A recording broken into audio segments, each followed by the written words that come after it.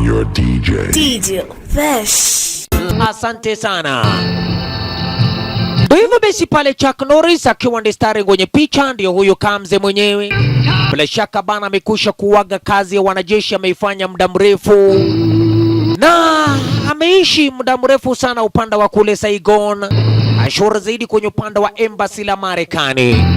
Picha lenyewe The Braddock, ukipenda sana kwa umbali, A Missing in Action, likiwa ni part 3. Aki Lewonga, asante sana. Kina Miki Kima, maridadi zaidi. Angalia mazetabu, vitu ama tabia iliyokuwa inaendelea kule upande wa Vietnam. Angalia maduka kubomorewa. Mazee, raia walikuwa wanapigananga na serikali zaidi. Jukwani hakuna maisha bana iliyokuwa inaendelea hapa. Wengine wanaiba mavazi za kule madukani. Mashallah. Chupa nazo za Kimarekani zilikuwa zinakuja basi mara kwa mara, na hatimaye tarehe 29 ilikuwa ni mwezi wa 7, ndio ilikuwa imekwisha tangazwa kwamba itakuwa ni siku ya mwisho bila shaka kuwasafirisha wale ambao walikuwa ni wa Marekani, walikuwa wanafanya kazi upande wa kule Saigon, kadhalika pamoja na watoto wa Kiamerika, pamoja na wake wa wale ambao wamekusha olewa kule Saigon, hashua na mabwana zao ni wa Amerikani. Yeyote aliyekuwa na passport ya kuelekea Marekani, haki nani, wanajeshi, ilikuwa ni siku yao ya mwisho kuwasafirisha na kuwatoa upande wa kule Saigon, kuwasafirisha moja kwa moja mpaka nyumbani Marekani. Na kumbe basi katika harakati hiyo mzee wetu Chuck Norris alikuwa gako na mpenzi. Elewa, nimekufahamisha alikuwa ameishi upande wa Saigon muda mrefu na alikuwa tayari ashajipatia kipenzi. Mpenzi wake alikuwa anaitwa kwa jina Lina, baada ya kuwa amekusha oana naye na akawa sasa anaitwa kwa jina Lina Braddock. Brother mpenzi mtazamaji, bado maneno.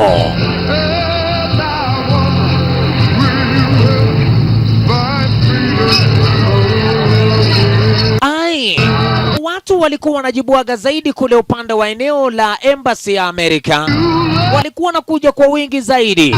Ukubana yenyewe Chuck Norris aliangalia upande wa kule down, akaona mazi vizuri zaidi ni kwamba watu ni wengi.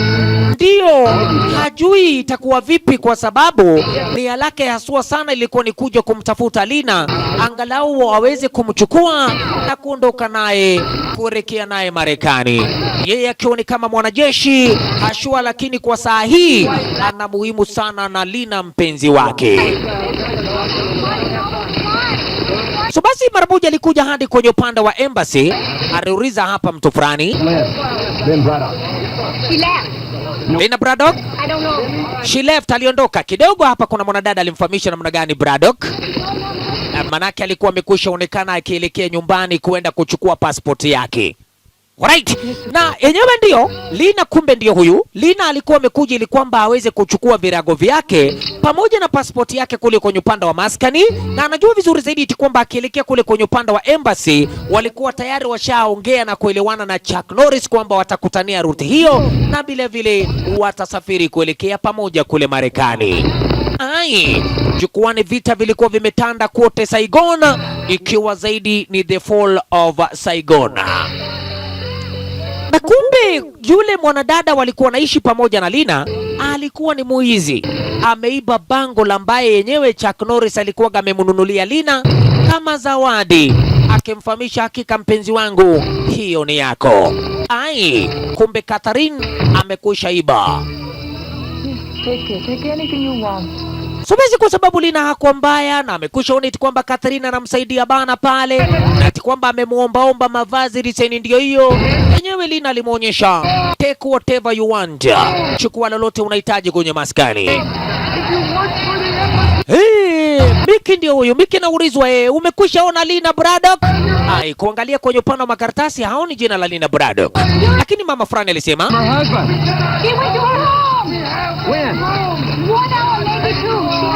she left for her home. Alikwenda kuchukua virago vyake. Wakati gani? Ni kama risali moja limepita design hiyo.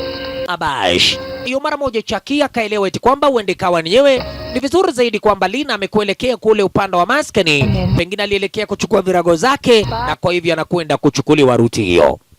Alright. Kwa sababu Chuck Norris ni mwanajeshi, aliamua kuchukua ni pale nini? Kuchukua jeep aondoke kuelekea kumtafuta yule Lina. Kumbe naye Lina ndio wakati huo naye ametoka kwenye hiyo nyumba, ameishia kuelekea upande wa embassy. Na yule Katarina mwanadada alijivaria mpaka ile bangle, waicheki kombora. Haki ya nani bomu? Masikini wa Mungu. Kombora lililipuka kwenye hiyo maskani ambaye Lina ametoka. Haki ya nani? Kwa sababu magaidi walikuwa wanatupa makombora anywhere, kwa sababu nchi hiyo ilikuwa imeharibika. Ai, angalia wengine. Woi, na Chucky ndio wakati huo ameondoka kuelekea ati kule maskani alikokuwa naishi ni yule Lina, kwa sababu ameelewa kwamba Lina alikwenda kuchukua virago vyake ruti hiyo. Lina ndio huyo. Ai, Rina bila shaka ndio huyo. Na amekusha bana ingiana pale na umati wa watu, kwa hivyo kuonekana kwake itakuwa ni vigumu. Makombora zinalipuka my friend. Ashalala. Tabu ndio hiyo. Chucky alikuwa haogopi, anapenya hapa na pale kwa sababu ni mwanajeshi. Ai, arempenda sana Rina. Hakuna mtu ambaye anaweza kumtenganisha kati yake na Rina. Rina yenyewe hata hivyo vile tunaendelea kuongea nawe, Rina ni mjamzito. Rina alikuwa na mimba yake Chuck Norris. Rina ni mjamzito wa mwezi mmoja. Ashalala, lakini Chuck Norris hakuwa anajua habari hiyo, kwa sababu yeye alikuwa ni mwanajeshi na kila mara anaelekea joba. Basi kidogo Chuck Norris alitokezea upande wa hapa, akakuta maze kwenye upande wa lile maskani kuna maiti inatolewa huko. Kai, na aliangalia kwenye mkono wake huyo ametolewa kule ndani, akaona lile bangle. Kai, na alipocheki bangle, haki nani maiti yake huyo ambaye amekusha ripuliwa kwenye maskani imeungua vibaya sana kiasi kwamba uwezi ukajua ni nani. Chuck Norris akaamini uende kawa huyo ndio Rina. Na vile anaamini kwa sababu kwenye mkono wake huyo maiti kulikuwa na ile bangle ambaye bangle, remember, Katrina aliiba kutoka kwenye meza baada ya msichana wetu Rina kuiseti kwenye upande wa ruti hiyo. Hoi. Unaona, Chuck Norris akaamini, akajua woye. Sasa kia nani ndio Rina umekufa ndio hiyo umekwisha ripuriwa na hawa magaidi Mpaka Chucky akaanza kukumbuka vile alimpatiaga zawadi ndio hiyo ya hiyo bangle wakiwa kule Kasarani, baada ya kuwa walipendana naye zaidi, na akamwambia Rina, wewe ni bibi yangu. Ndio hivyo bana, vile Rina alijivaria ili kukumbuka Chucky anakumbuka mazeki huko upande wa jeep. Ashalala. Basi ndio hivyo, hii ndio area sasa alikuja akakuaga mjamzito. Kwa hivyo hata Chucky hakujuaga kwamba Lina ni mjamzito, lakini ameamini kwamba uende kawa Lina ameaga dunia. Kumbe Lina bado. Lina ndio huyo ameanguka chini woye. Ile kibeti chake kimeanguka na katoto kakaiba. Katoi kamechomoka na lile kibeti. Hamini usiamini, kibeti ambacho kimekubebea passport, kimebeba virago vyake huyo Rina, na ambaye ndiye angeitumia haswa sana kwenye upande wa eneo la embassy ili kwamba aruhusiwe kuingia ndani na kuchukuliwa na chopa kusafirishwa kuelekea Marekani. Oi, Chucky enzi hizo bana hakukuwa na mawasiliano kama mobile phone kiasi kwamba wangeweza kuongea naye. Tabu ndio hiyo. Ai, sasa itakuwa ni vigumu sana hatimaye msichana wetu Rina uweze kujitambulisha kule kwenye upande wa embassy, na pia vile vile Chucky ameamini kwamba Rina ameaga dunia. Tabu. Ai, Chucky alikuja kurudi kule kwenye upande wa base, ashuri zaidi ikiwa ni kule kwenye embassy la Kimarekani. Watu walikuwa wanajaribu kuforce their way in, wanajaribu maze kujirazimisha kuingia kwenye upande wa hiyo embassy. Rina naye ndio huyu, wanasema woye, mimi ninaitwa kwa jina Rina Braddock. Bwana yangu ni mwanajeshi. Remember Rina yeye ni Mvietnama. Rina ni Mvietnama na lakini alikuwa amekwisha orewa na Braddock mwenyewe. I need your papers.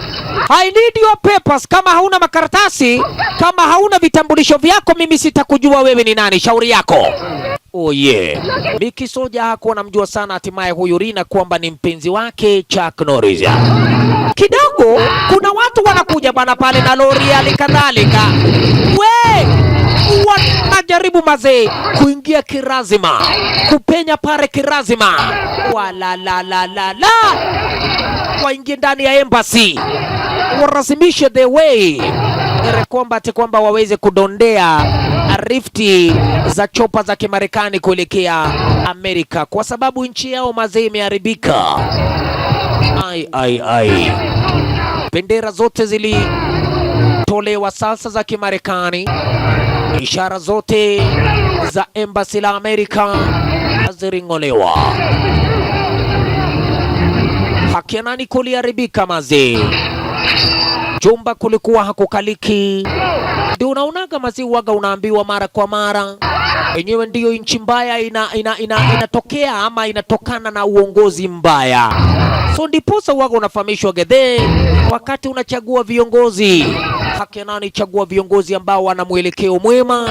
Viongozi ambao unajua kabisa wanaweza wakaleta amani katika nchi yako.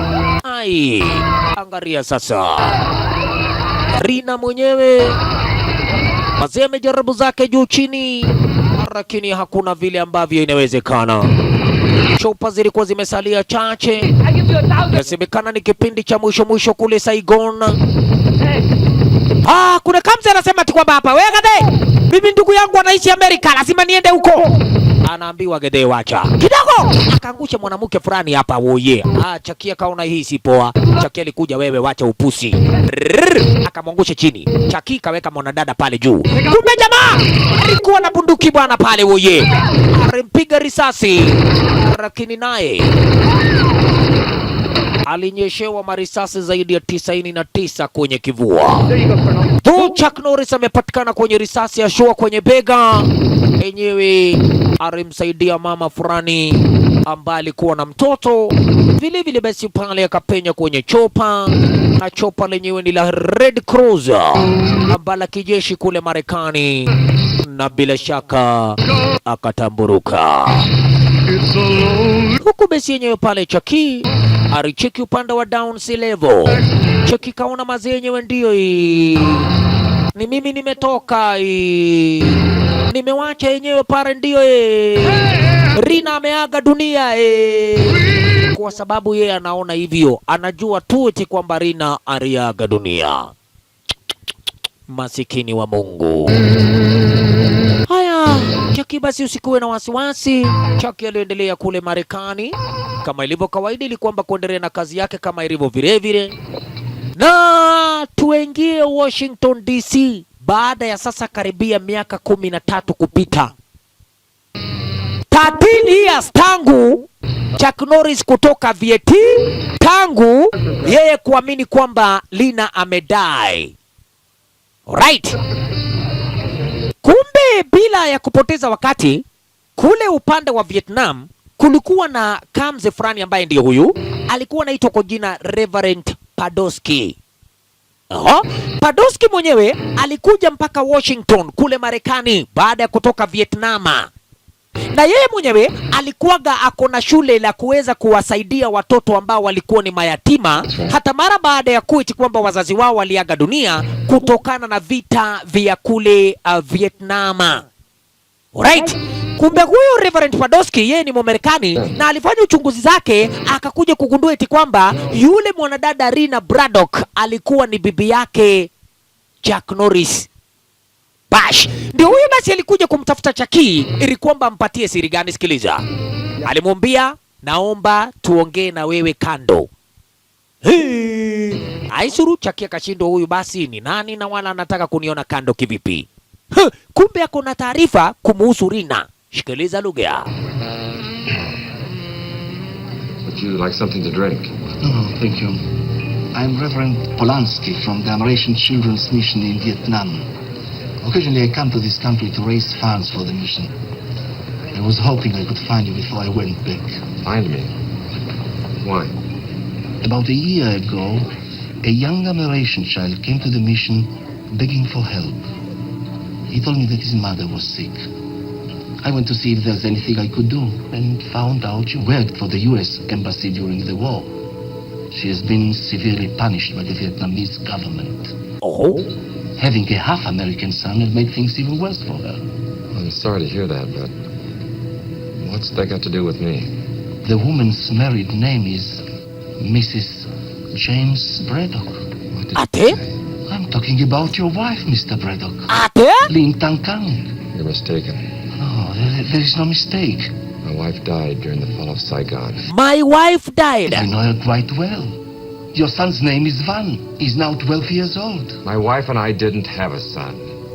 Why is it so hard for you to believe me? Bash. His body burned to a crisp. That's Kadhe, usiniambie eti kwamba bibi yangu yuko hai. Tang Kang. Usiniambie kwamba bibi yangu hako hai. Believe whatever you want, Reverend. Bash, Chakia hakumwamini hapa Reverend Padoski. Baada ya Padoski kumwambia ukweli wa mambo eti alikuwa ndio akiwa kwenye upande wa shule wakati ambapo mtoto fulani kwa jina Van Braddock alikuja kuomba usaidizi kwake huyu Reverend ati kwamba mama yake ni mgonjwa zaidi, na yenyewe baada ya Reverend kuelekea kule eti kwamba kuangalia kuona kama anaweza kumsaidia mamake huyo Van Braddock, aligundua kwamba huyo mama anaitwa Rina Braddock. Na alipopeleleza zaidi akajua eti kwamba Rina alikuwa ni mke wake huyu James Braddock ambaye zaidi ni Chuck Norris. Unaona? So sasa taarifa hizo wakimletea Chaki anasema kwamba bibi yake kwanza hakuwa na mtoto, na hata hivyo anajua kwamba bibi yake aliaga dunia zaidi baada ya kuwa aliweza kupata maiti ya mwili marehemu fulani alikuwa na ile bango kwenye upande wa mkononi mwake. Lakini kumbe mambo hayo yakiendelea zaidi, Marekani ashua zaidi kupitia kwa wana CIA walikuja wakamfahamisha kwamba Gadhei mdozi anataka kukuona. Nani? Ritter John, kiongozi wa wana CIA. Kumbe hao wana CIA wanajua kweli wa mambo kwamba Rina Braddock ako hai, na ati kwamba kuna huyo Reverend Padoski amekuja kuambia Chuck Norris kwamba bibi yake ako hai. Unaona? Na ni kitendo ambacho sasa wana CIA hawawezi kutaka kabisa Chakia jaribu kichwa elekee kule Vietnam tena katika mishoni za kuelekea kumtafuta bibi yake. Hebu sikiliza, mdozi alikuja kuburiza nini hapa kuhusu huyo Reverend Padoski.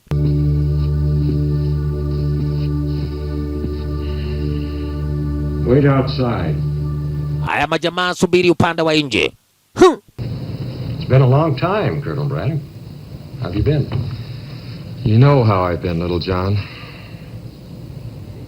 Now, what do you want? You just met with the Reverend Polanski. So?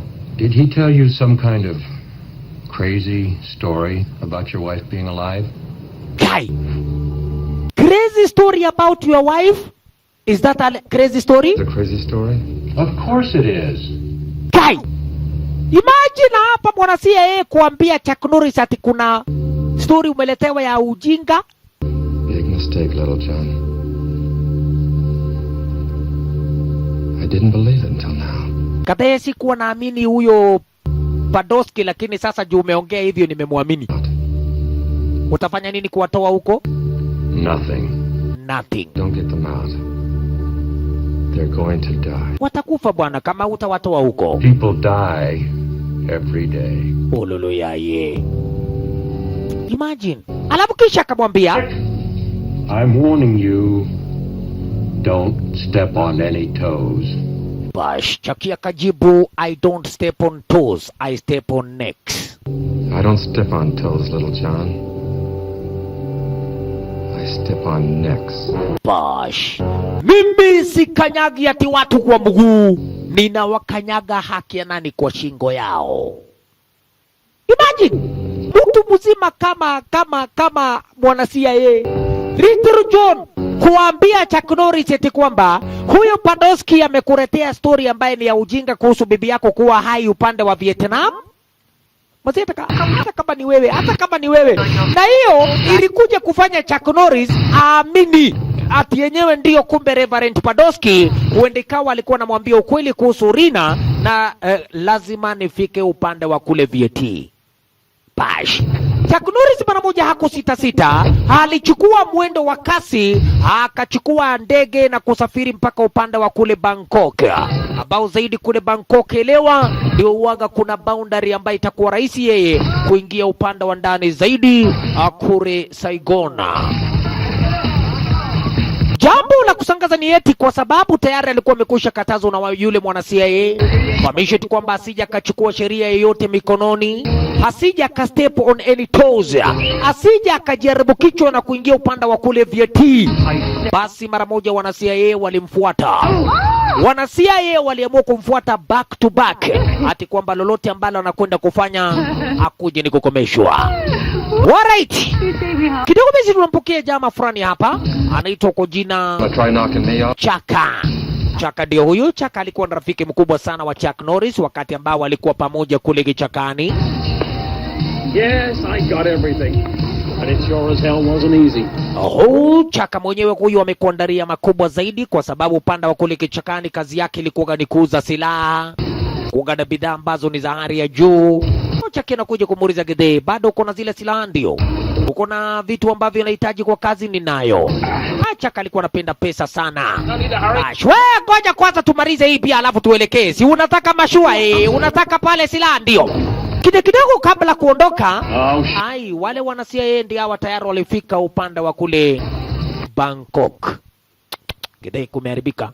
Kwa hivyo wacha mimi nitoke Gede, mimi sijui maneno yenu hii. Kuondoka? Naenda wapi? Wewe umepatikana na Chaki, kwa hivyo pelekwa kwa gari, subiri huko, sisi tunakuja. To fuck with us. Don't try to stop me, little John. You're stopped. Come on.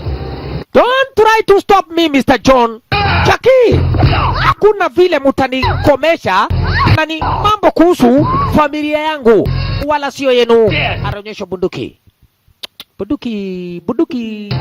Tumezoea, wewe acha ujinga. Basi unaona hiyo? Kula hiyo. Alafu wewe wewe teke ya nyuma. Patwa. Asante sana Chuck Norris. Kisha huyo mara moja. Akianani sasa hatari imekusha tangazo kule Bangkok. Baada ya Chuck Norris yenyewe kuangalia na kucheki na kuona yenyewe, wazee, hakuna siku hata moja mtanikataza mimi kuelekea kutafutana na huyo bibi ya Maina. Na ati kwamba amesikiti kwamba akona mtoto, kwanza mtu hii ambaye ni kijana anaitwa Van Kamorako. Hey wewe, pana dhubutu. Pana dhubutu cheki staili. Cheki. Asante sana. Alafu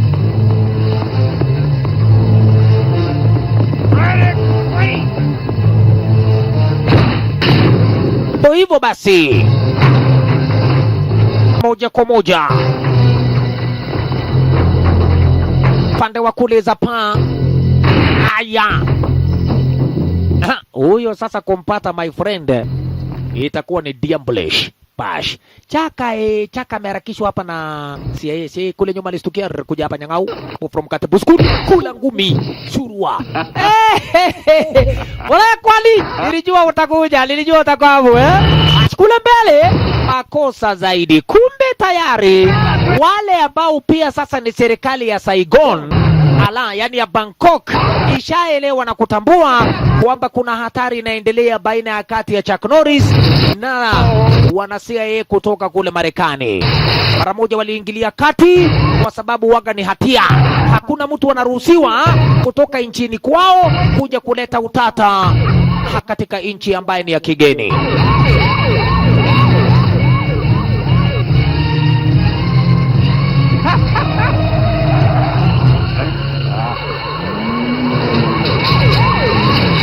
Bash.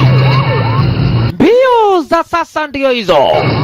Nakwambia wanapolisi wa Bangkok warembo sasa ni kuanza kuwafuata kina nani? Chuck Norris pale huko nyuma wakiwa wanafuatwa kweli kweli pamoja na Chuck. I gotta live here. You got a one way ticket out. Chaka bana, Chaka alikuwa na wasiwasi. Wewe chunga bana, pale ndio hiyo gari kuteremka. Washalala.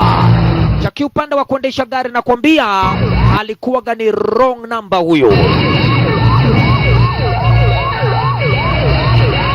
Mabankokista. Wala la la la la. Ure kwenye upande wa masteriti sasa. Chaka amefurahi yake yote. Chaka anaona sinema. Chaka na enjoy wewe. We, lakini chunga maisha bebe, chunga maisha we. Ala, Chuck Norris. Akenani waga cheki na watu huyu. Cheki na watu waze. Walala. Wapata yosili mondo. Huyo ni mtu ameenda mbio. Amekwisha choboka mbuga diseni moja hatari. Mode. Masoja. Soja waliona chamute makuli. Ya! Kadhe ulijifundisha wapi kuendesha gari namna hii? How far is it to the plant? Chao vajesho. Wewe ukielekea huko Kenya kwa safari rally, utachukua zote vikombe. Asante sana. Bash. Sasa tuelekee wapi? Moja kwa moja. James Chaka ambaye ni rafiki mkubwa sana wa Chaki alikuwaga na ndege. Unaona? Alikuwaga na ndege. Ndege yenyewe ilikuwa kule kwenye upande wa eneo la airstrip ambayo ilikuwa kule mashambani. Ndio hii. Bash. Haraka sana sasa waweze kuitumia ilo ndege waweze kuondoka nalo bana kabla waweze kukutwa na wale askari wa Kibangkok. Sit back, enjoy the ride. We just like Coney Island. Ala, kaode, injini imenguruma. Chaka akionaga injini imenguruma, hasa najua kila kitu ni sawa. Hata miguu ikatai kutembea, hiyo ndege itapaa mara moja.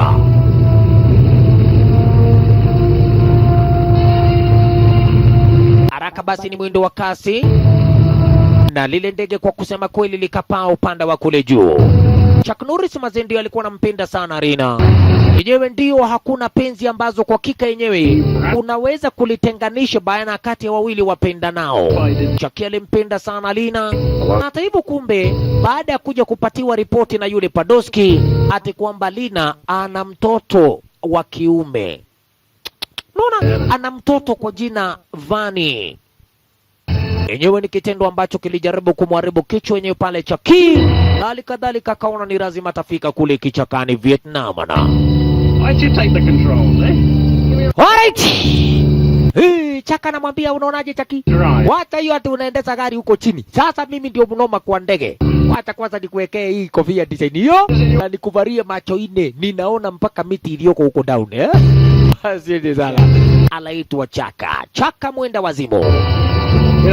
So basi ilikuwa inabidi waweze tulia upande wa chini ya show karibu na maji kule upande wa down sea level. Jukwani yenyewe ndio wasije wakaweza kutambulika ama kuonekana na randa ni hatimaye zile mitambo za kushika kuelewa kama kuna frequency yoyote ya ndege ambayo inapita kule angani na uendekao bana wanaweza wakakomeshwa na serikali ya kule Vietnam na. Come on, get your ass back there. I'll take it. So basi Chaki ilikuwa ni hakuna kupoteza wakati. Kwa sababu wamekwisha uniti kwamba wamekwisha pale kuturia. Na wamefika karibu sana na boda lenyewe la kuingia upande wa kule Vieti. Kule upande wa Rivers kulikuwepo na ile motorboti. Na ikawa sasa ni kujibadilisha my friend. Hey, ukiwa ready uniambie. Asante sana Chaki anamfahamisha kwa sawasawa kabisa tena gangari. Oho. Lile mashua sasa ni kuliweka chonjo. Good luck, mother. Na Chaka kamtakia kila laheri Chuck Norris. Motorbot ndiyo hiyo. Alafu kisha naye kafuatilia bana. Arewa ni jamaa ambaye ni mwanajeshi. Kwa hivyo story na mambo kuhusu kwenye hewa, story na mambo kuhusu vita vya kule kichakani, story na mambo mazee kuhusu kutumia silaha za hali ya juu. Akenani Chuck Norris waga ni mwenda wazimu. Abash.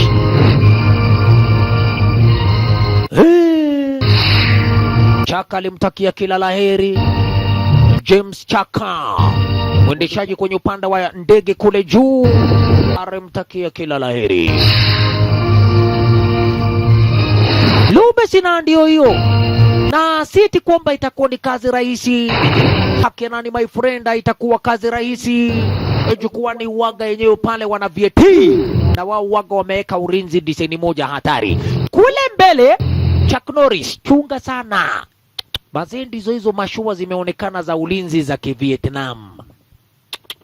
Juu. Na hii huwaga imewekwa kule upande wa ile ocean kwa sababu ya kulinda maji ya VAT. Ati yeyote ambaye anaonekana ruti hiyo makubwa sana. Chakiwo ye. Motorboat imekataa kunguruma. Na ameonekana. Haki ya nani woye chakifanya haraka mara moja ndio yo. Ikanguruma. Iliponguruma Bavieti waliona vumbi. Imagine uone vumbi ndani ya maji. Vumbi ndani ya maji. Ndio yo. Kijana wetu ama kamze wetu walichukua rodi na akapoteleanwa na wale wana walinzi. So basi alikuja kutokelezea kwenye upande wa area ambaye ni ya Ho Chi Minh. Ai, kuna kajuni hapa kameshindwa haya. Elo kare saitani anako. Aterere. Imagine kajuni ya kadogo kalazidwa ni saitani ya wapi hii. Bash. Ashinte sana. Chuck Norris ameishi upande wa kichakani muda mrefu zaidi. Anaelewa sana kule Ho Chi Minh kulingana na vile ambavyo alivyofahamishwa na yule Reverend Padoski. Sote hivyo alikuja moja kwa moja mpaka eneo hilo. Asante sana. Silaha zote amekusha ziweka standby baada ya kupatiwa na yule Chaka. Ai, ndo hizo sasa. Mazee silaha zingine wazimu kama hii. Bunduki inaitwa 77 automatic machine gun. Alright. Akaitoa basi pale na mara moja kama ni kuziseti kwenye upande wa maji. Jua najua lazima atakuja kuzitumia. So saa hii anazificha hapa kwenye maji. Safi sana. Ashamak na kuelewa kwamba area hii ni wapi na ni area gani. Kwa hivyo haitakuwa gumu sana kuweza kupata hiyo nini? Mashua pamoja na zile silaha. Haya, kumbe basi upande wa area za Ho Chi Minh, position ambako ndio Chuck Norris anakuja sasa. Kulikuwa na wale watoto ambao ni mayatima. Watoi ambao walikuwa hawana wazazi. Watoi ambao walikuwa hapa wanalindwa na huyo Reverend Padoski. So basi chakula iliwekwa kwenye meza ikasemekana waombe. Xin Chúa ban phước lành cho chúng con. Amen. Haya, Padoski omba basi watoto wa kule. Thank you, Father, wise and good. Kumbe wakati anaendelea kuomba, Chuck Norris alitokelezea. Kutokea namna hiyo Padoski akamuona, alisema, Oh my God, Jehova. And keep us all. Watoto wakadhani ni maombi inaendelea, although kula Amen. Amen. Sisiria alicheki akaona haya kuna mtu ametokelezea upande wa kando pale. Sisiria wewe ndio prefect. Endelea watoto wa kule, mimi ninakuja. Baada ya Padoski kumuona Chaki. Kede umefanya vizuri sana kukuja. Sikudhani kwamba ulikuwa umeniamini. Wewe yako wapi? Ngoja, mimi nitakupeleka kwanza saa hii kwa sababu hapa ni kichakani VAT, utavaria hii kofia ndio usijulikane sana tuweni wa wapi Aya, kuja tuende nikuonyeshe. Bash. Na mara moja yenyewe bila kupoteza wakati. Haraka sana. Alikuja kumuonyesha mahali ambako Rina anaishi. Unaona huko? Right. Unaona wega? Huko. Hiyo nyumba ambayo unaona Thanks. enda hapo. Ako na mtoto wake saa hii, utampata saa hii. Rina Aishuru. Chaki amekuvalia kivieti. Ndio isikuje kuwa ati kwamba ni rahisi kuonekana ama kujulikana.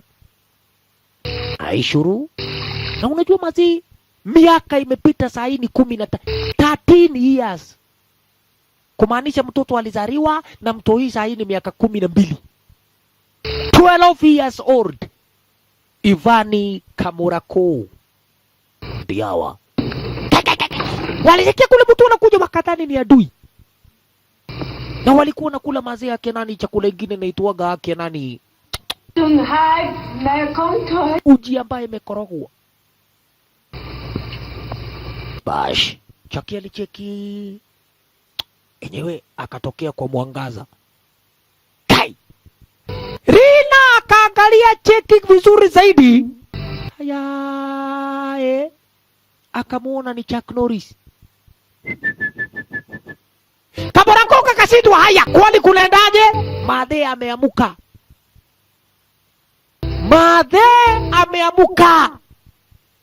Akakuja moja kwa moja mpaka kwa Chucky. Akamwangalia. Kamurako kalashindwa ni nini kunaendelea. Alafu kisha kwa sababu yenyewe ndio ni muda mrefu na amekusha miss, akamkumbatia. Kamurako kakaamuka. Kamurako kakashindwa. Haya, tabia gani hii? Not important.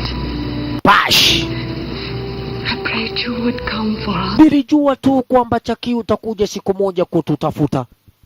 Nimeshukuru sana kwa sababu umekwisha kamo. Kidogo Chucky akaangalia kando, akamuona Kamurako. Huyo na Kenu. This is your son, Jim. Huyu anaitwa Ivan Kamurako Braddock. Mtoto ya nani? Mtoto yako.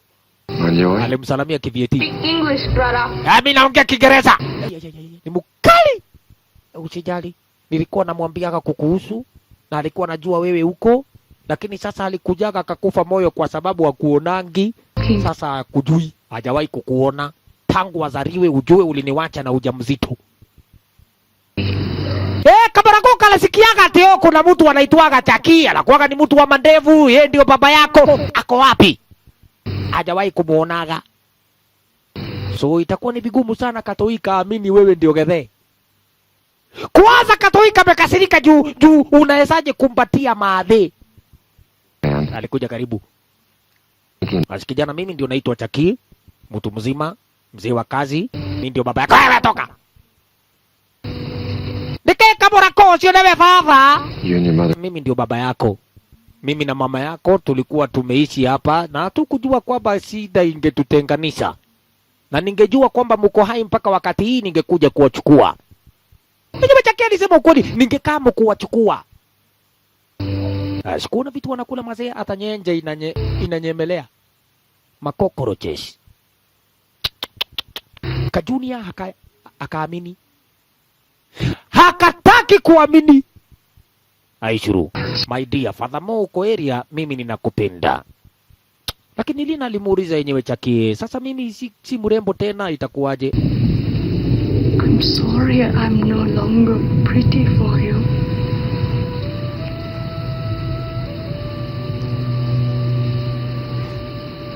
You'll always be beautiful to me. You are always beautiful to me.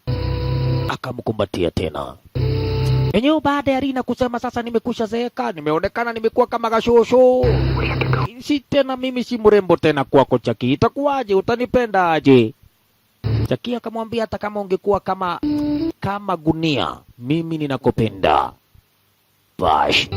So sasa ni bila kupoteza wakati, itabidi sasa wafunge virago. Hata ile chakula walikuwa nakula hakuna.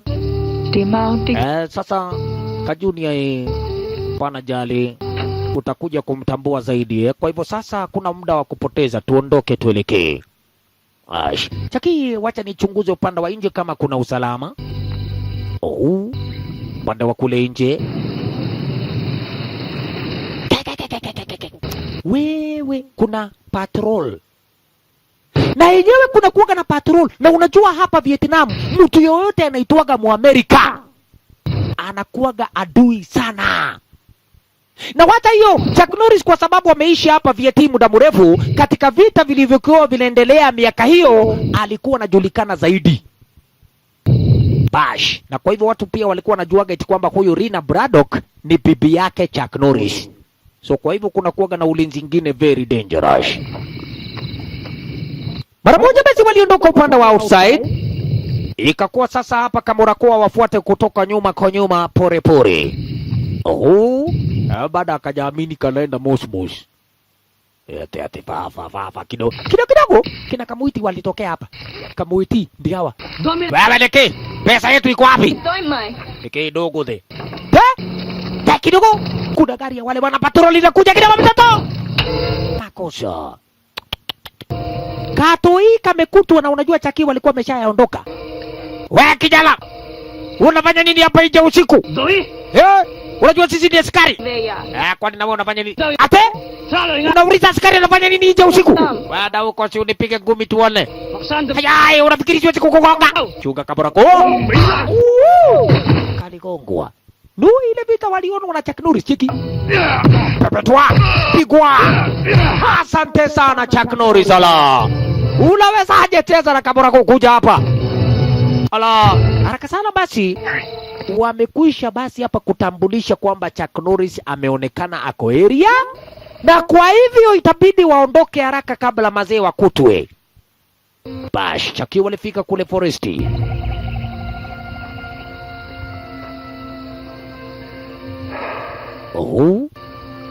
Boat's right down there. Basi nilificha mashua hapa, motorboat nilificha hapa karibu sehemu hii tu. Ai, na ujue tayari kiongozi wa wale wana Vietnam anaitwa General Quack. Ashapatiwa taarifa tayari eti kwamba Chuck Norris ameonekana ruti hii. Please be patient. We've only had each other for 12 years. Okay. Now, just be patient. Mtoto atakuja kukuzoea tu. it is very difficult for him. Ngumu sana ashua kwake mtoto kuweza kukuamini mara moja baada ya kukuona I love you very much. leo tu peke yake. Leo basi Chucky nakupenda zaidi. Kampa busu. Kaborako bado akaja akafurahi hivi. Kaborako, si baya, huyu ni baba yako. Baba yako ako na ruhusa, ingekuwa ni ingine nyangau ndio baya. I think I should talk to her son for a moment. I'll go get the boat ready. Bash, wewe ongea na Kaborako, wacha mimi nitayarishe motorboat, nitafute mali nilificha. Kumbe akilikia kutafuta yani pale mashua mbali alikwisha ificha. Rina naye anampembeleza Junior hapa Alright. Anamwambia Kaborako, pana jali. Him. Hey, kwani yeye ni nani? Mbona unapenda yeye zaidi kwanza kuniliko? This one. Pana, huyo ni baba yako. Wachunge sasa. Please drive on. Na Chucky kidogo alikuja kucheki ruti hii, mara moja akasense danger ati kwamba kuna mavieti. Kuna mavietnam, mara moja alikuja ili kwamba kuja kuwachukua pale Rina waambie waondoke. Jehova Yesu. Ni nini kilitokea hapa? But once we get to America, everything will be better. I promise. Kila kitu kitakuwa sawa tukifika Marekani. Ndio itakuwa ni sawa, lakini je, We have to get out of here. tuondoke. Kabla kuondoka, Mzeya kule mbele, Mzeya kule nyuma, Mzeya upande wa kando. Haki ya nani? Ndio hawa Mavietnam. Sogede mazi kama hujawahi kuona tabu nusu ndio hiyo. Haki ya nani? General Quack alitokea na akasema nini? Foolish. You're dumb. Very foolish to come back. I am General Quack. Yeah! How do you do, Madam Braddock? Anyoy. And this must be your son, Bang. Very good-looking boy. When I received the report that a strange-looking boat had outrun my gunboats and heading towards Ho Chi Minh City, I took the privilege of assuming it was you, Colonel Braddock. Bash. Reverend Polanski had just returned from your country. Nilipo tu kuelewa ati kwamba kuna motorboat imeonekana hapa ya Strange, nilijua sana Gede kwamba wewe ndio umekusha wasili ruti hii. Mazali tu bunduki na akaambia, Chuck Norris akamwambia Mzee, tafadhali, hawa wana uhusiano wowote na sisi, kwa hivyo tafadhali wachana na familia yangu. Kisha Brad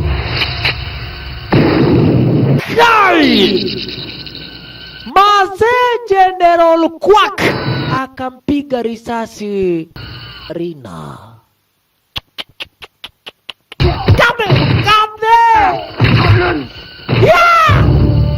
Kando ipya na yeye Wololo Yaye alikuja kuonyeshwa bunduki hapa eti kwamba ni apigwe risasi Wololo Yaye, lakini kidogo General Quack akawachukua mateka sasa kati ya Chuck Norris pamoja na mtoto wake, huku makosa zaidi washampiga risasi Rina. Rina amepigwa risasi baada ya Chuck Norris kusema mazendio, kama ni mimi munishike, munipeleke popote, lakini familia yangu wachaneni nayo. Quack General akasema nema ndio, familia yako itawachanwa nayo kwa sababu haina uhusiano na hii, na kwa hivyo hakuna haja wakae hai. Akapigwa risasi Rina. Sasa ndio wamechokoza nyuki ambaye haijaamua kutupa marisasi. Chakia akachukuliwa, ikasemekana sasa Gede, nimekumbuka kabla nikuangamize, lazima utapitia mazoezi fulani area hii. Mazoezi yenyewe ukifua dafu, yenyewe itaonekana we ni mwanaume. Unaona? Na General Quack anadai kwamba wewe Muamerika, nyinyi ndio watu ambao mumesumbua Vietnam, nyinyi ndio watu ambao mumekuwa mkiangamiza wana Vietnam. Na brother mpenzi mtazamaji, hakika waga Amerika ilikuwa inajaribu kuleta amani, inajaribu kutoa madictators, inajaribu imagine Bashakie Bucheki alilazimishwa kukanyaga chini, kumbe kuna kamba imefunganishwa kwenye mkono wake, imefunganishwa kwenye bunduki na ikawekwa kwenye tiriga. Hila tiriga ikivurutwa na ile kamba inatupa risasi. Sasa mtoto wake akakalishwa kwenye kiti ambapo ile imelenga.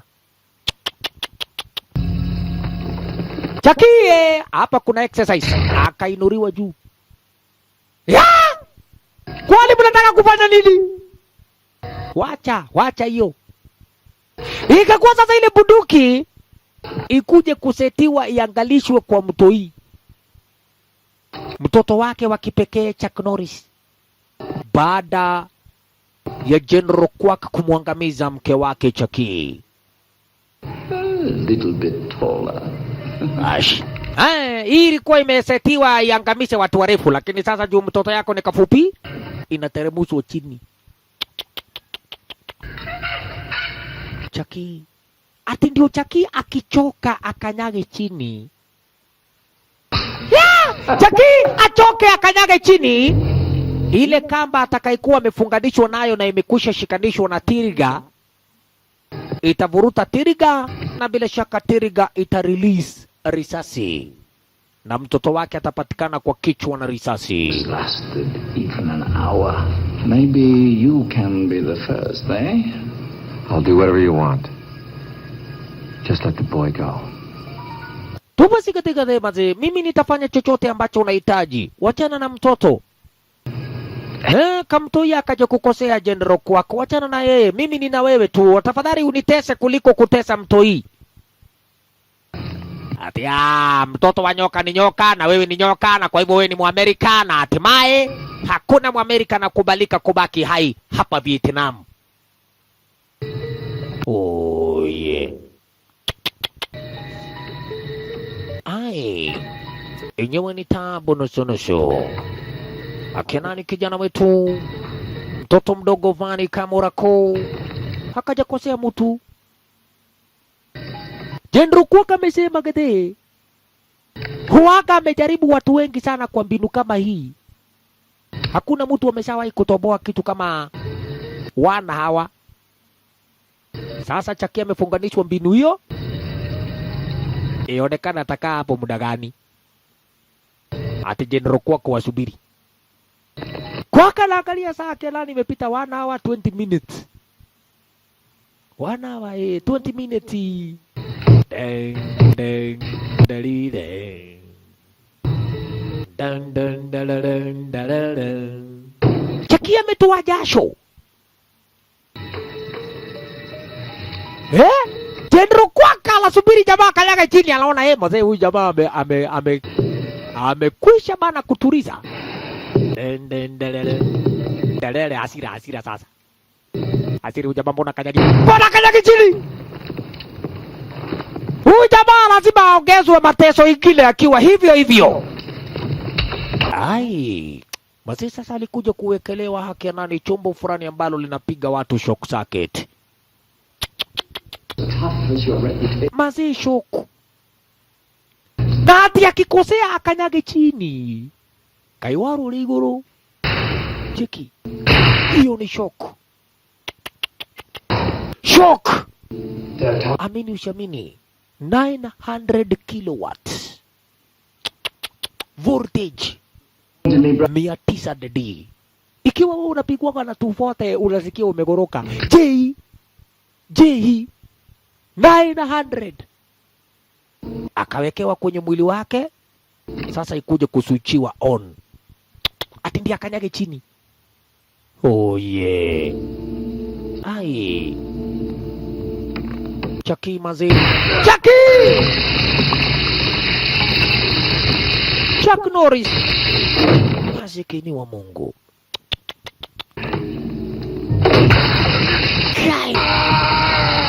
Masi 900 Kenya voltage or KV. Ashalala. Chucky chunga lakini usikanyage chini. Chucky chunga usikanyage chini. Masi alikelekea kukanyaga chini bana pale mtoto alipiga nduru aje hapa wewe chunga maneno. Ya kabuka. Nema. Kabora kwa uwe unanikumbusha. Uwe unanikumbusha nisikanyage chini tondole wele. Toka pigwa kichwa hapa.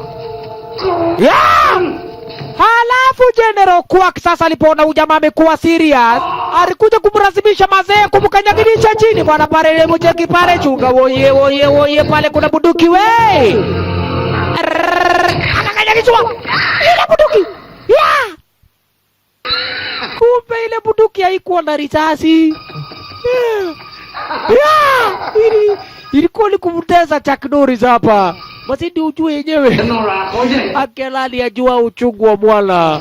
Bila shaka ni mzazi. Chucky, asante sana kwa kuvumilia design hiyo. Although hakukuwa na risasi, alikuwa anateswa design hiyo.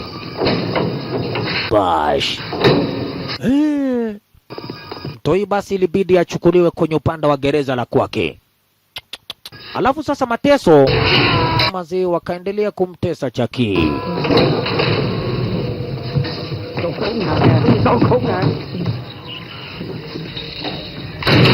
Akienani bwana Chuck Norris alipiga nduru. Mtoi anasikia nduru ya baba yake. Sasa ndio Junior kameona kuamini sasa Akienani huyu ni Vadhi.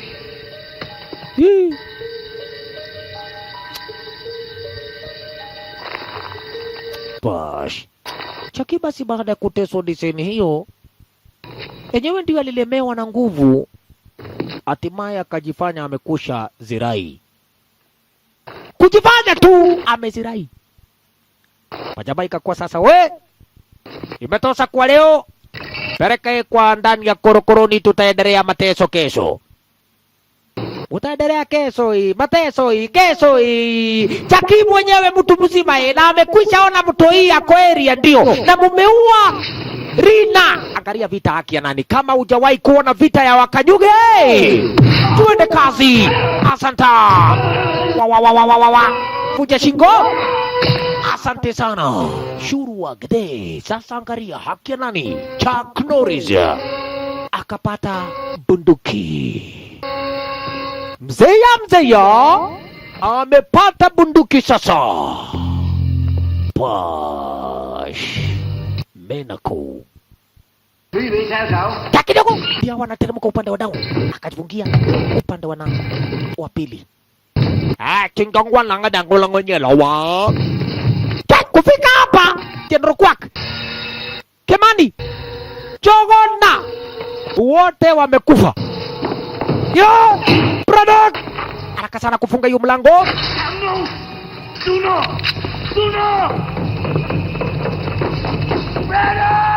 Braddock! Ben! I'm here! Bwana amesikia pale madhaya amekuja. Mara moja tuende. Asante sana pale, sasa ni kutolewa kwenye upande wa ndani wa lile gereza. Vizuri zaidi kuna dirisha wakuje ni kulipitia.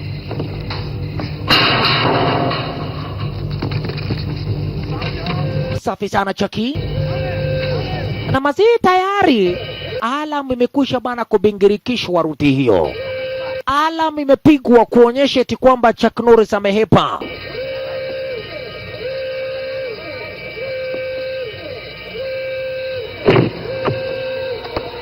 Ai. Makosa. Go to the mission. Basi wewe toto enda kwenye mission, elekea kwake General, yani yule Reverend Padoski. Are you alright? Pose sana Kajuri hapa nako upande wa kujificha. Anaijua sana. Alijificha na mara moja akaondoka kuelekea ili kwamba kuungana na wale watoto wengine kule kwenye mission. Chaki sasa ni kupeana vidonge sasa. Nipe nikupe we. Yo. Toka huko. Asanta.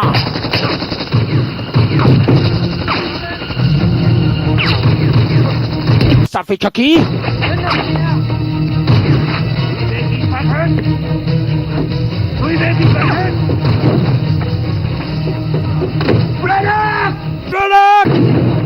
Braddock! Vipi wewe? General Kwaka amekuwa wazimu.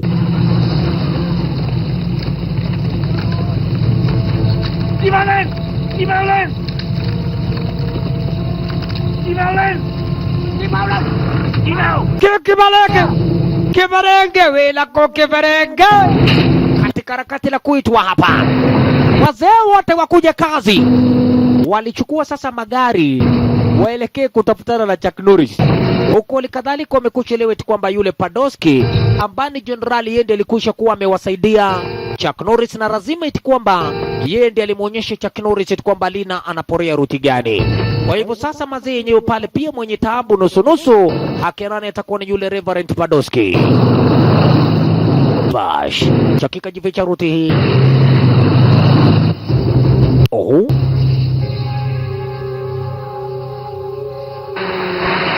Walikuja moja kwa moja ni akina General Quack, wale magaidi, mpaka kwenye upande wa kule missionary. Ashore zaidi kwenye upande wa department la Quack ni yule Reverend Padoski. Bazili kuni wakati wa mausiku na watoto walikuwa nalala. Ai, so sasa inasemekana Padoski, wewe umemficha Chuck Norris, yuko wapi? Hebu cheki vile walikuingilia kwenye maskani. Ashalala.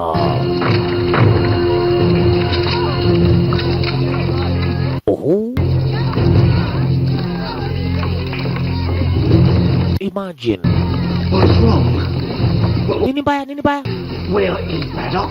Wapi Braddock? Where is Braddock? Wapi Braddock? No, well, Braddock is... Braddock nitajuaje modhe? Mimi nimekaa hapa na watoto. Ulai! Ametoka! Oh, you have Braddock! Lazima amekuja hapa! You must be mistaken. Jordan! Huyu wake alipigwa kofi bana woye. Mbele ya watoto yule Reverend alipigwa kofi. Change of environment will help you to think more clearly.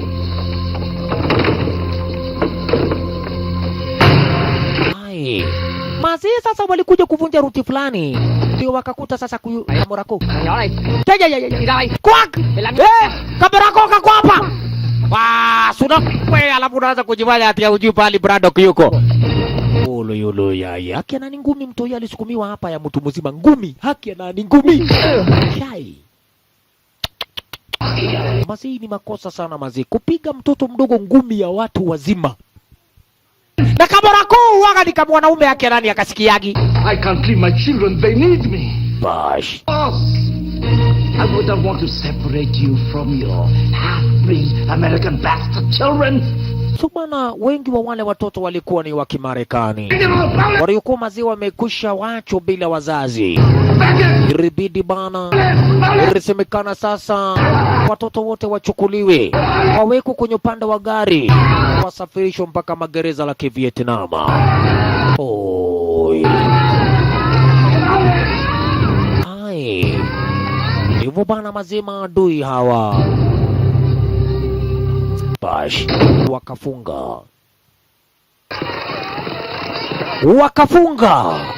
Chucky naye alikuja kufikia karibu na upande wa ile mission school, akawaona mavieti ndio sasa wanawachukua kina Padoski pamoja na wale watoto mayatima kwenye upande wa lori lao.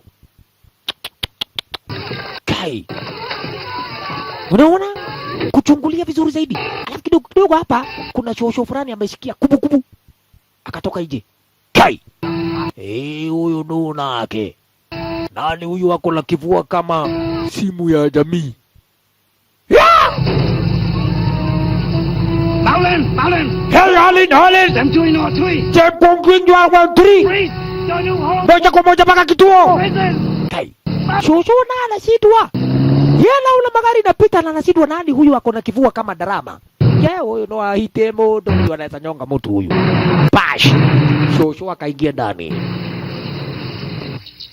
Sasa Chuck Norris ndiye alikuja kuunderstand na kuelewa watoi ndio wamechukuliwa na yule General Quark of course, pamoja na Kajuni yenyewe pale Kamorako na yule Padoski. Sasa mishoni ni kuenda kujiandaa. Position alikokuwa amekusha ficha lile mashua. Haya, kule upande wa eneo la bichi, kule ndani ya maji alikoficha silaha pamoja na lile motorboat. Alikuja kulitafuta ili kwamba sasa akuandarie makubwa katika hali ya kukaa standby. Mishoni ikiwa ni lazima. Haki nani atakuja kuokoa wale watoi? Design gani cheki? Bash! Aliruka kwenye maji. Bila shaka na mara moja akajivalia mavazi. Kachukua silaha zile bunduki habari kwa nazo bana, likiwa ni 77 automatic machine gun. Sasa alikuja mpaka kwenye area ambayo anajua anaweza kupata wale mavieti. Bash! Chucky! Haki ya nani sasa? Ndio watakipata cha mtemakuni.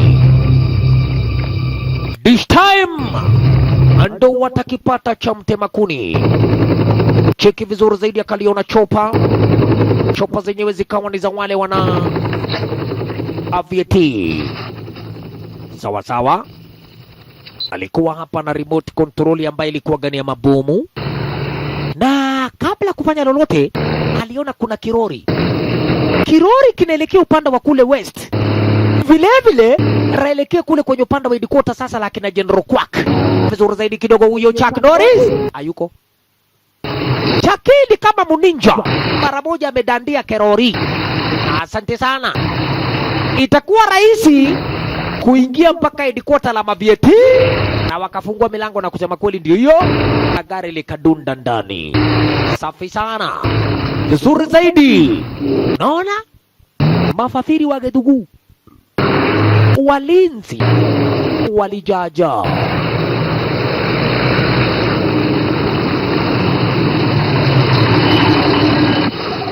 Bash! Chucky akadunda upande wa Dauna. Okay, walinzi ndio hawa. Akina Kabuda. Kina Buda. Ndio Buda wa kamae. My friend. Bash! Nende muko inamia haki ya nani mutakipata cha mtemakuni.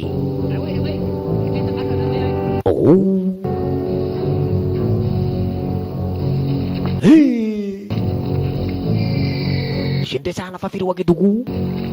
Wako pale standby.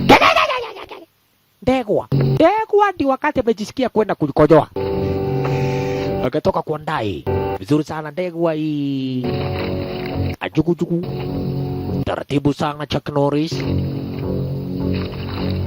Chucky sasa akaelewa juu amekubebea mabomu, makombora, aanze kuzitega. ndani ya tangi ya mafuta hiyo. Wanajua akina nani watu kama 17 watakuwa ni marehemu. Tuende kazi.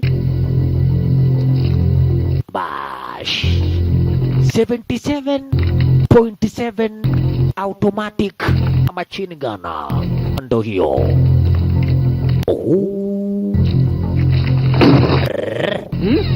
Nike toka begwa hapa ndio ulikuja. Bash penye upande wa kule ndani. Haya Nike begwa kwenda huko. Patwa shurua eni sinte sana Chaki.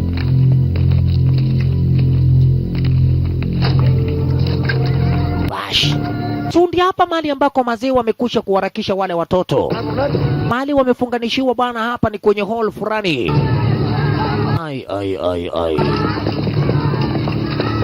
na mazee, alafu unakuta wana Vietnam wengine zaidi wale wanajeshi wa kivieti hakinani waga hawana huruma. Mazee wengine waga ni washenzi zaidi. Ilikuja kufika wakati ikasemekana wale watoto waweze kubadilishwa kutoka upande wa kule juu wawekwe wote upande wa down.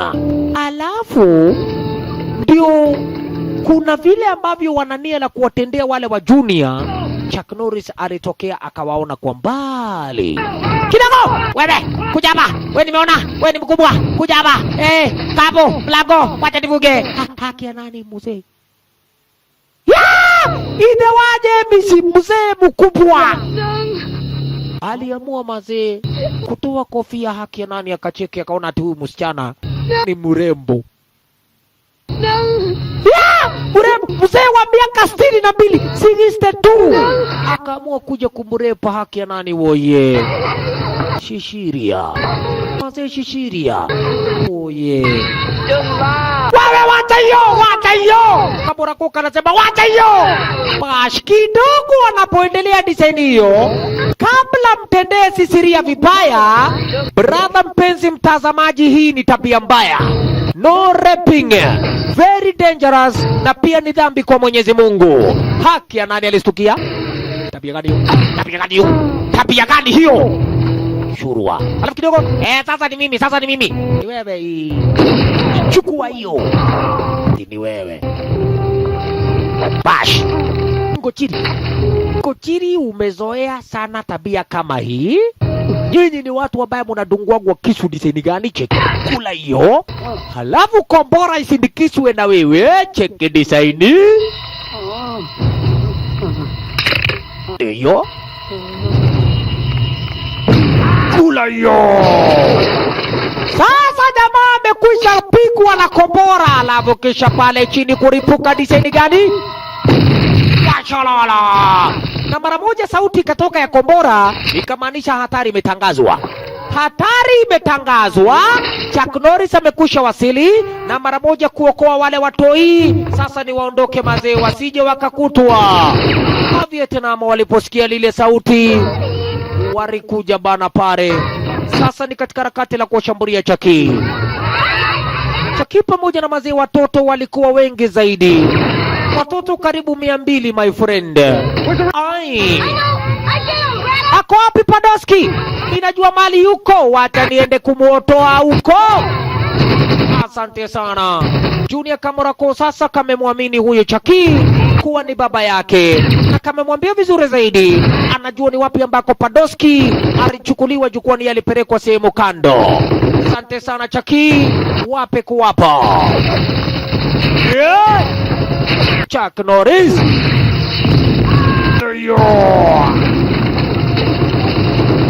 Wape kuwapa we. La.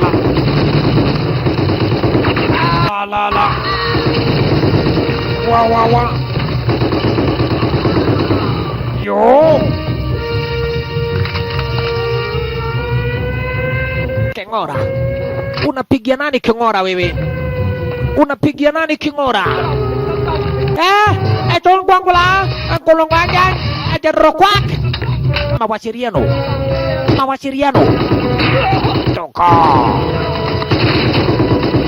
Toka.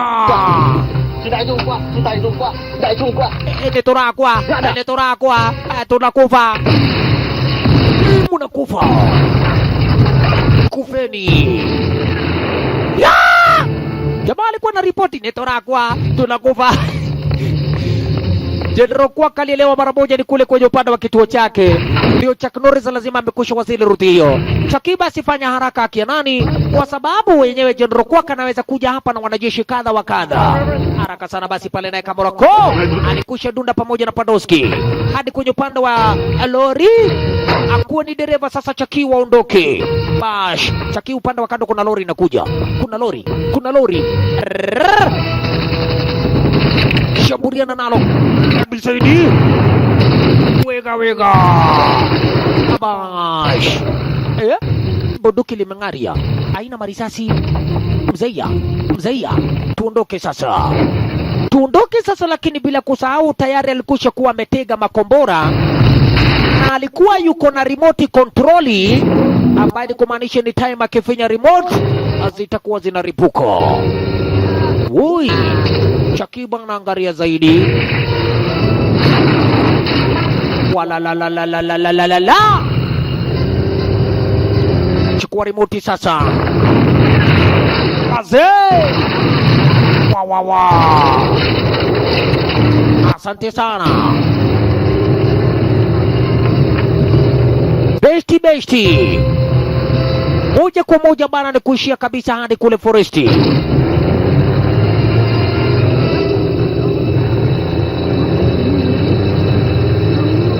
Junior Toto amekusha amini kabisa sasa yenyewe kumbe ndio Chuck Norris ni baba yake. Baada ya kuona iti kwamba kwa hakika yenyewe ndio Chucky amekusha wasaidia kadiri ya jinsi ambavyo alikuwa anaweza. General Kwak naye wakati amefika hajaamini macho yake. Kustuliwa bala pale la gedugu. Akiangalia alisema Braddock.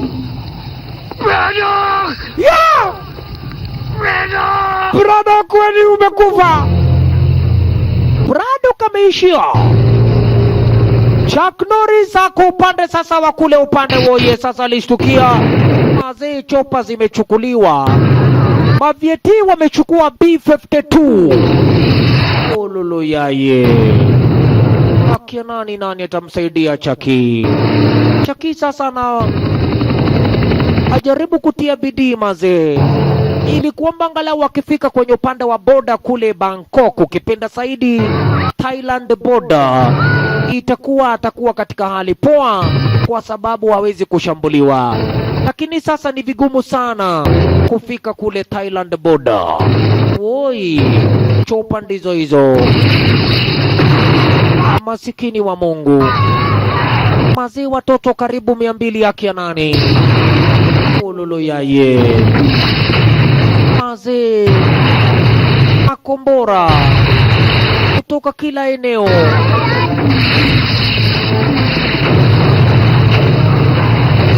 Masikini watoto wadogo.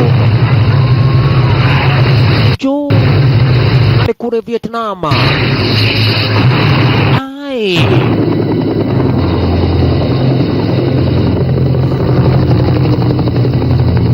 Mazeni kujikaza tu kisabuni hapa Chucky. Poa sana huku upande wa kule ndani Reverend Padoski anaomba Mungu tu. Ai. Jo. La. Miti zikaanza kuangushwa. Ati kwamba ni kuzuia gari lisipite. Oi. Ai.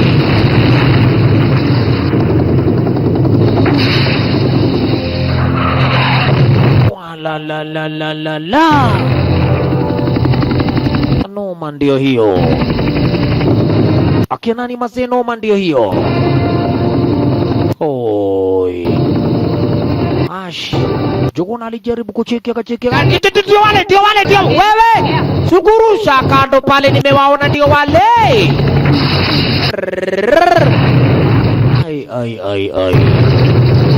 Mazee lori likapatikana kwenye mgurudumu. Lakini Chucky hakuna kufa moyo. Chucky Abana kufa moyo. La.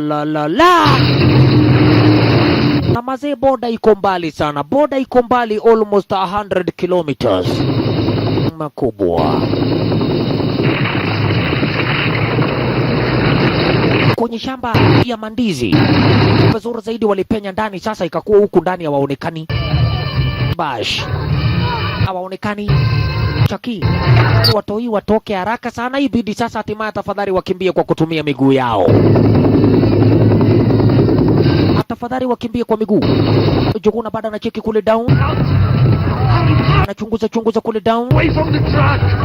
Away from the truck bana, wafanye haraka kutoka yani pale kwenye upande wa lile lori lenyewe. Ai. Chopa lenyewe limekusha liona sasa lori. Kule down haraka sana bana pale Chaki. Chaki mazee. Chuck Norris. Wa. Rileo. Chopa mazee. Rikaripua lori. Lori limelipuliwa. Juu.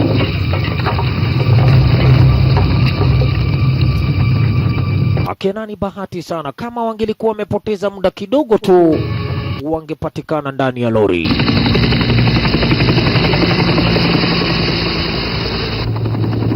Bash, zile chopa zikaondoka sasa zikidai kwamba pale wamekusha angamiza lori. Kuangalia waone kama ati kwamba kuna keke. James alidhibitisha kuona lori limekusha ripuka na akaamini wameangamiza hao watoi pamoja na Chaki. Hey, chongo ngangamiza watondala. Chongo langu ni kumalekeria makubwa zaidi. Haya, Chaki basi hapa ndio. Jaribu mazee kuangalia mapu ambayo alikuwa nayo kusema hapa mazee ni 90 kilometers to the Thailand border. To the border. You don't expect these children to walk 90 kilometers? I don't expect a damn thing, Reverend. Sawa mazee, utawezaje kuhitaji hao watoto wasafiri mazee 90 kilometers kwa miguu yao mpaka boda? Sasa watafanya nini? Hakuna otherwise. Ni waanze safari mapema, ni mapema kukanyaga miguu. Mapema ni mapema kwa sababu hakuna otherwise. Waanze kuenda Kagoro. Oi. Towards the border. Watoto walianza safari mazee. Chumba na ujua bado kule forest sieti kwamba ni kuzuri. Lazima kuna kuwaga na vizingiti. Lazima kuna walinzi wa Kivietnam na. Lazima kuna mitego za hapa na pale. Safari ni kubwa sana. Manake itabidi wavuke mito, milima na mabonde, hali kadhalika kuelekea kwenye boda. The children are dead tired. So bana, lakini Reverend alisema watoto wamekusha kuwa wamechoka. Itabidi tutafute mahali kwanza wakae, kwanza wapumzike. Yenyewe ni hata wajaenda kilomita 10. Wamechoka zaidi. Wait here. Kidogo Chuck Norris alisikia sauti fulani. Sauti ambayo alisikia ni sauti ya mungurumo wa ndege. Akaelewa hapa lazima kuna airstrip, uwanja wa ndege. Aliambiria wale watoto basi watulie ruti hiyo, akuje kwanza kuangalia hiyo sauti amesikia inatoka wapi. Bash.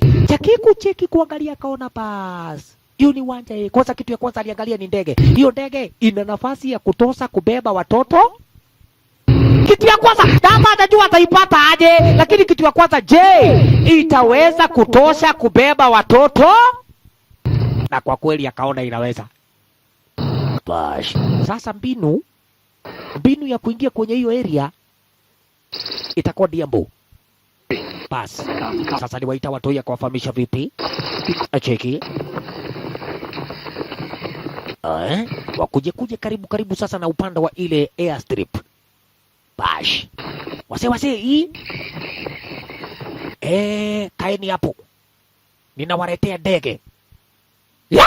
Nawaletea aeroplane. Bash. Chekia kama sasa ni mawindo za kwake. Staili ya kuingia kule kwenye upande wa airport na kufanya kitu tunaitaka silent. Silent killing without inegening. Omami cheki. Design zake munyama. Angalia. Cheki. Kuja na staili. Haraka sana cheki. Kuna mtu amesubaba pale kuja hapa. Kisha. Kufa. Kanyongwa. Kuna mtu ameniona? Hakuna. Ajugu. Safi sana. Ai, hiyo ndege iko. Bash. Kamande! Kuja hapa. Kamande! Kufa. Leta bunduki. Bash. Hawa ni walinzi wa kule kwenye airport. Cheki. Akawaona wawili. Ngurai wakiwa na ndamua Joy. Pata. Kisha patwa. One. Kuna pilot. Yo. Kufa. Ya. Kuenda huko. Kisha wewe. Kwa kujara. Ngarangala. Mdos. Kuna simu. Ate. Braddock. Thằng Mỹ tấn công. Khẩn cấp. Wewe. Wacha ujinga. Braddock amekwenda airport. Wazee mnasubiri nini? Moja kwa moja tuelekee huko kwa airport. Wazee. Shika kando. Kamorako.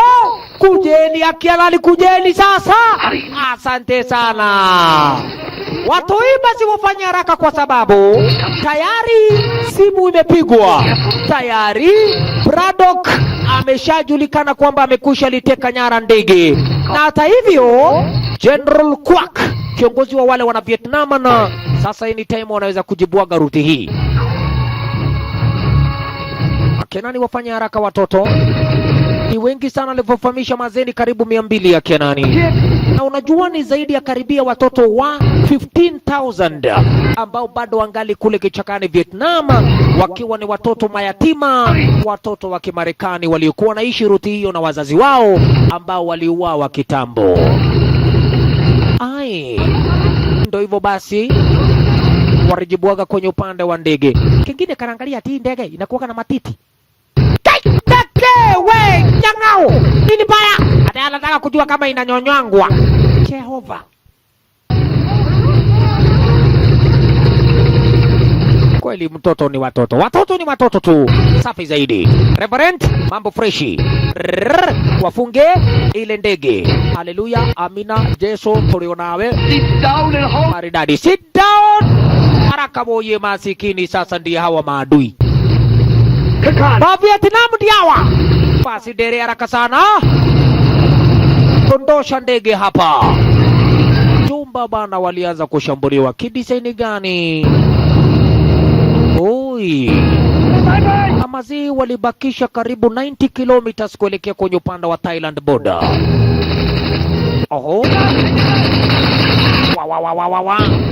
Mara moja hapo. Pilot. Hata ukikufa hakuna hasara. Chuck Norris anajua kuendesha ndege. Chuck Norris ni mtu mzima. Anajua kuendesha ndege, my friend. Come on! Tuende sasa. Hold on watoto. Watulize bwana, pare yake nani ndilo lendelea kwa batala la kwenda jala kelele. Jasalala. Mara moja rikawa limepaa. Asante sana.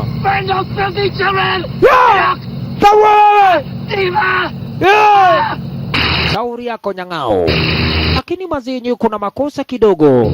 Waliweza kushambulia lile ndege na Kenani mpaka zile mabawa ambazo zinabeba mafuta. Mazi ile gas oil iliweza ni kupigwa marisasi, ikatobolewa, sasa ikaanza kumwaga gas. Basi ikaanza kumwaga mafuta ya ndege.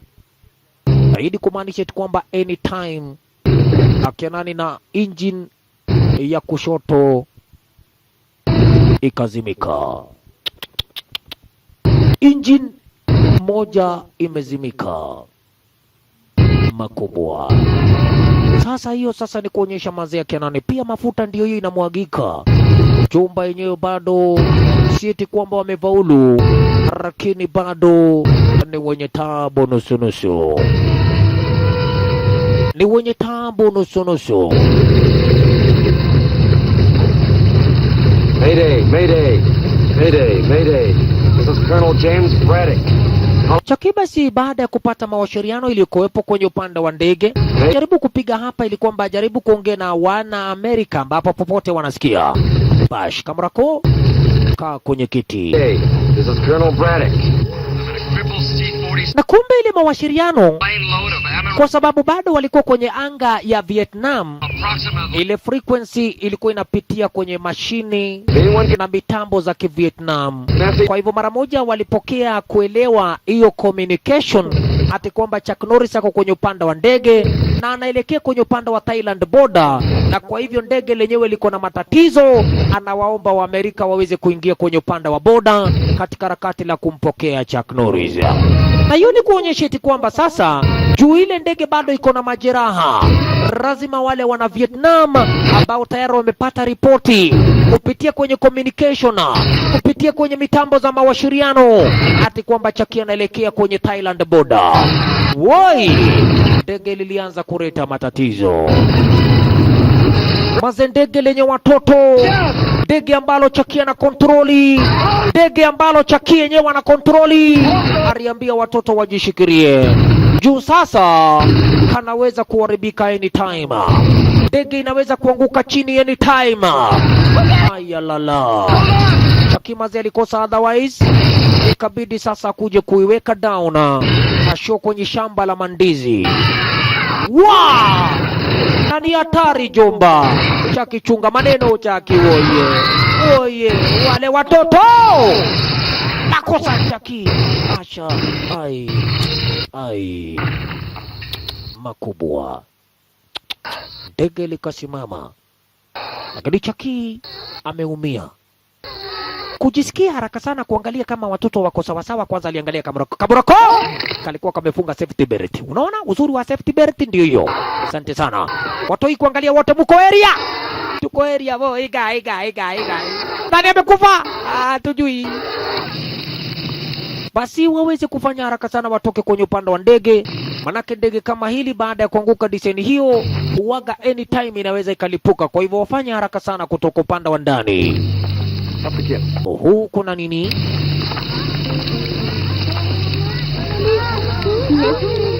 Hai, kinasisiria.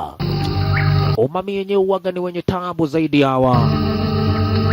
Wanaendelea bado na safari, lakini uldo sasa ndio wamekusha bana pale kujimudu vilivyo.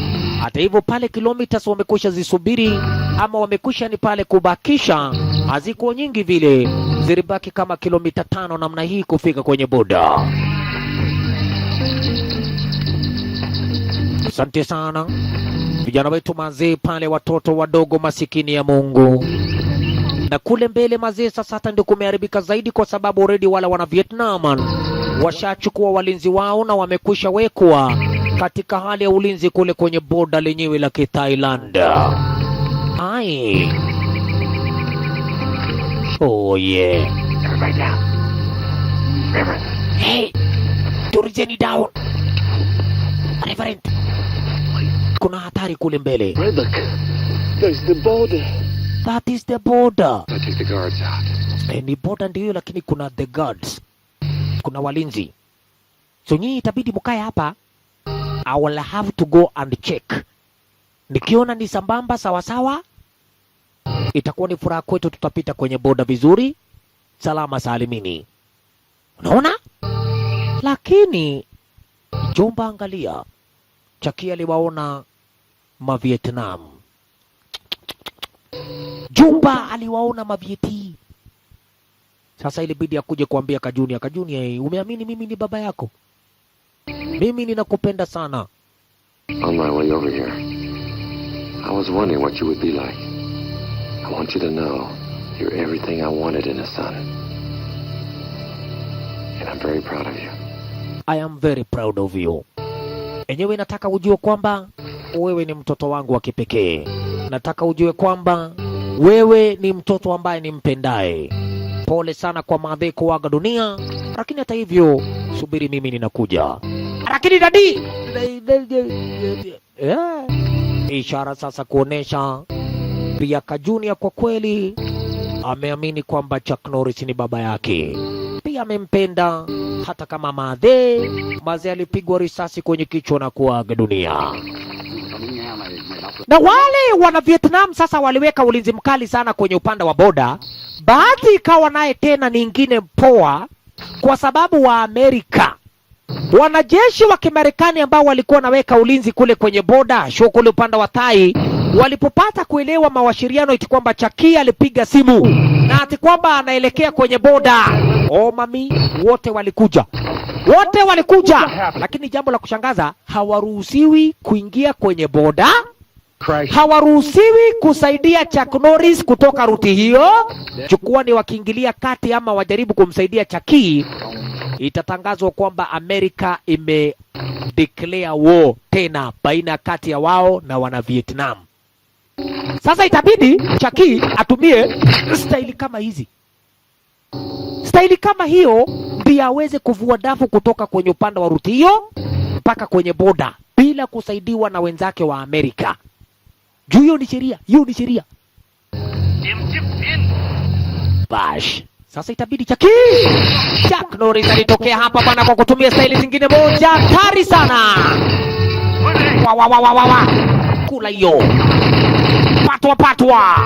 Alafu kisha bana hapa tena ni kukuja kupitia kwenye dirisha wewe. Wega. Alafu bana kule kwenye juu. Patwa. Asalala. Okay. Bash. Wale wanajeshi wa Regionea, akiwemo Rituru John, elewa yule mwana CIA, na wana CIA ndio wanakataza kabisa hakuna wanajeshi wa Amerika wanaweza ingia ndani, ati kwamba ni kushambuliana na wana Vietnam katika harakati la kumsaidia Chuck Norris. Bash. Hao ndio wenye wameshikilia sheria kama hiyo. Toto Junior basi na wengineo. Maze kule nyuma yake nani? Woi, gurunedi litupwa kwa Chuck Norris. Chucky! Makosa. Masikini. Kai. Toi aliangalia kaona maze huyu ndani. I gotta help him. You got to help. Alone, General. He's on his own. No one crosses the border. Wana CIA walidai hakuna mtu atavuka boda. Bash. Kanadia! Kula hiyo. Basi wanajeshi wako na hasira Kenani, wanaangalia waona ikake nani. Tukipewa nafasi kidogo tu hawa watu tutawapiga. Lakini Chaki ako sawa. Ala. Exactly.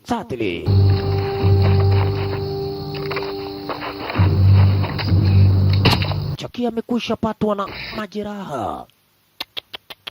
Mazi yenyewe ameumia mpaka Kajuni akakaona hapana, lazima aende kusaidia dadi. Kisha kukosea zaidi, Chopa kwa jina Tornado. Chopa lilikuwa na yule General Quack. Brother mpenzi mtazamaji, mami lilikuja kushambulia Chuck Norris. Na imagine wanajeshi wa Amerika kuna kitu watafanya. Juu ni sheria inakataza, hawaruhusiwi kuvuka boda. Hiyo itakuwa ni kama uchokozi. Sasa itakuwa ni ujuzi zako Chuck Norris, stairi zako Chuck Norris, na mbinu zako kujiokoa na kuokoa watoi. Kamorako kakakamu makubwa. I'm gonna finish you, brother.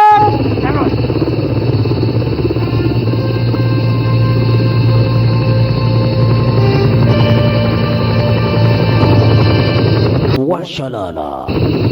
Pia chupa za Kimarekani ziliweza kuwasili, lakini hakuna vile zinaweza zikavuka boda. Hakuna vile ambavyo vinaweza zikavuka boda, ati kwamba ni kushambulia wana Vietnam. Bash mazee Chaki sasa alijimudu, akinani Chuck Norris alijimudu akiwa na mtoto wake. Wale wengine wote wamejificha kule msituni, wanategemea Chaki pamoja na Kajunia Kamorako. Lakini akinani vile walitenda, You got it. The Americans are bluffing. vile walitenda, Not dare do any more. angaria chopa za Kimarekani ziko tu pale tu kando tu zinajionea juu, haziwezi kufanya lolote. Chuck Norris walilenga ile chopa lake General Quack. Haki ya nani wakashambulia moja, kisha kupima. Cheki maneno we, kabla wa shambulie. Asante sana. Yule pilot alipigwa risasi na mara moja ashalala.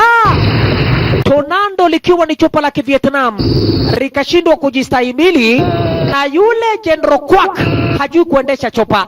Mara moja ilitupa kontroli hapa. Sasa ndio hiyo bana pale likiwa na General Quack jangili huyo. Asante sana. Moja kwa moja mpaka down. Bila shaka chopa likiwa na General Quack liliweza ni kuangamia na kuripuka. Ala, asante sana.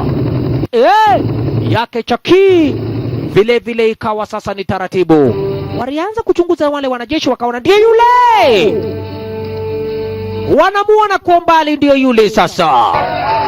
Walifurahi mazee, walifurahia sana kuona Chuck Norris ndio huyo, na bila shaka mazee anainuliwa na mtoto wake Kamorako. Hapo mazee ilibidi wanajeshi, hata iwe isiwe, wakatazwe wasikatazwe, watavuka boda kuja kumsaidia Chuck Norris na kumpokea kwa mbinu moja safi tena sambamba. Asante sana Chuck Norris, Reverend Padoski, wale watoi, na mara moja ilikuwa wakuje sasa wakutane katikati ya ile daraja boda lenyewe la Thailand na wanajeshi wa Kimarekani. Asante sana. Jomba, ilikuwa kazi ngumu sana. Chuck Norris mtu mzima ameokoa watoto. Chuck Norris mazee, baada ya kujua Kajunia kake mtoto mdogo Kamorako kalikuwa hai, na bila kusahau kifo cha bibi yake Lina Braddock. Enyewe bila shaka ndugu mpenzi mtazamaji, hata yule Sisiria ambaye alikuwa karibu kurepiwa mazee alibakigi Rivers, aligeuka akaangalia nyuma akasema, Vietnam bye bye, hatutaonana tena Vietnam, nyinyi ni magaidi. Asante sana. Basi ndugu mpenzi mtazamaji, nikizidi na kukufahamisha ni kwamba kulikuwa na zaidi ya watoto karibia 15,000 ambao bado mpaka wa leo hii wangali kule kichakani Vietnam, ambao wanateseka bado hawajaokolewa baada ya Chuck Norris kuokoa 200 peke yao. Asante sana. Mazee serikali ya Marekani lilimshukuru sana Chaki. Chaki pia akamdungia jicho Kajunia na kumwonyesha, wewe ni wa maina mpaka tamati. Picha yenyewe Braddock, ukipenda sana Missing in Action, likiwa ni sehemu ya 3 ni wako Fishman Mastudio.